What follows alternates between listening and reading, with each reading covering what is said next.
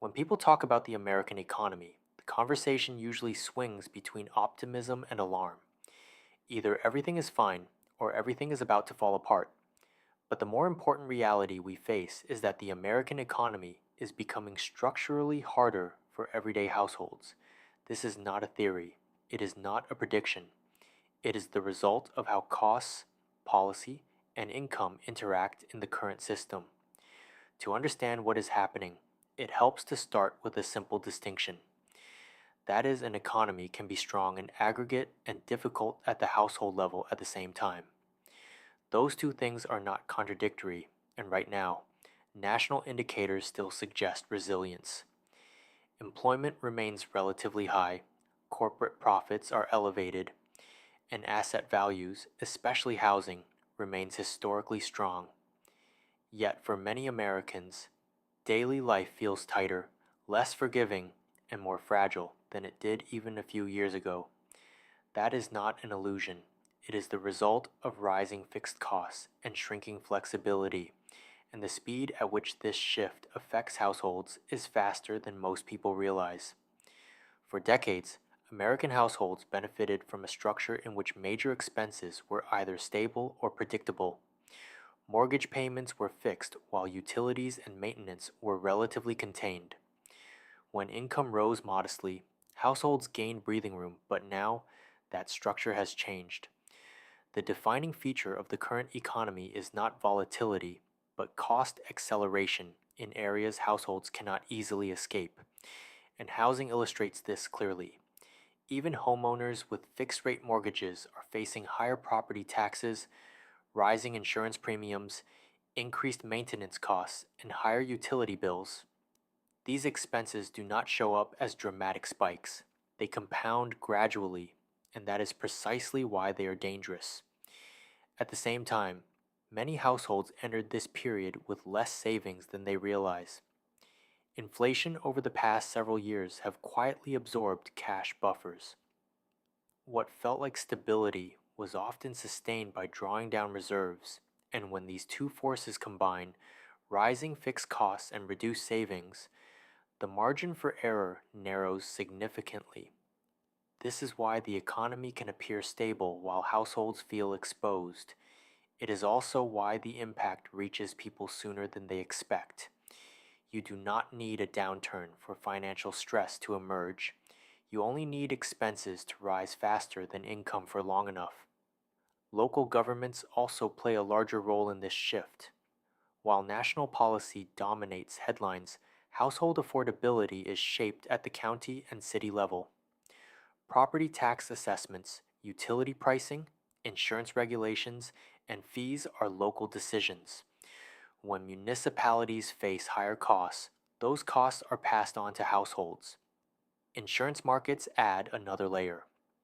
As risk is reevaluated, whether due to rebuilding costs, climate exposure, or litigation, premiums rise. For households, this is not discretionary because insurance is required, and increases are often sudden. These changes do not feel like economic events, they feel like administrative adjustments. But the effect is the same, and this is where timing matters. Households tend to assume that stability is something they either have or do not have, when in reality, stability is a condition that erodes before it breaks. In the early stages, things still feel manageable. Bills are paid, credit fills gap, and some decisions are postponed. Economic stress affects people faster than they expect because they do not recognize the transition while they are still in it. Housing sits at the center of this process because it has become more expensive to maintain. The United States carries roughly $12 trillion in residential mortgage debt that sits underneath a cost structure that is becoming less forgiving. The households most exposed to this shift are not necessarily those with the lowest incomes. They are households with high fixed expenses, limited savings, and little income flexibility. That includes many middle income families, retirees, and dual income households with children. The economy reaches them faster because there is less room to maneuver. It is important at this time to be clear about what this does and does not mean. This is not a claim that millions of Americans will suddenly lose their homes or that the housing market is on the verge of collapse. It is a statement that housing stability now depends on active management rather than passive ownership, and that is a meaningful change. In previous eras, households could rely on times when income would rise, costs would stabilize, and the stock market would normalize to solve problems. Today, time without adjustment often makes things worse, and that is why it's important to prepare. Preparing for this economy does not mean withdrawing or panicking. It means understanding where pressure is likely to come from and reducing exposure where possible. Households that navigate this period well tend to focus on a few practical principles. They understand their full housing cost, not just their mortgage payment.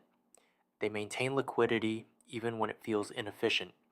They are cautious about adding new fixed obligations. They pay attention to local policy changes rather than relying solely on national narratives, and most importantly, they stop assuming that stability is guaranteed by ownership, employment, or past performance. The US economy is not failing, it is becoming more selective. It rewards flexibility more than leverage, liquidity more than optimism, and awareness more than confidence. Those are not moral judgments, but structural realities. The speed at which this affects people depends on how quickly they recognize the shift. For some households, the adjustment will be minimal. For others, delay will be costly. The purpose of understanding this moment is not fear, it is agency. When people understand how an economy actually works, they regain control over decisions that feel overwhelming. They stop reacting to headlines and start responding to conditions, and that is what this period demands. Not panic, not denial, but clarity. And for everyday Americans, clarity is the most valuable economic asset there is right now.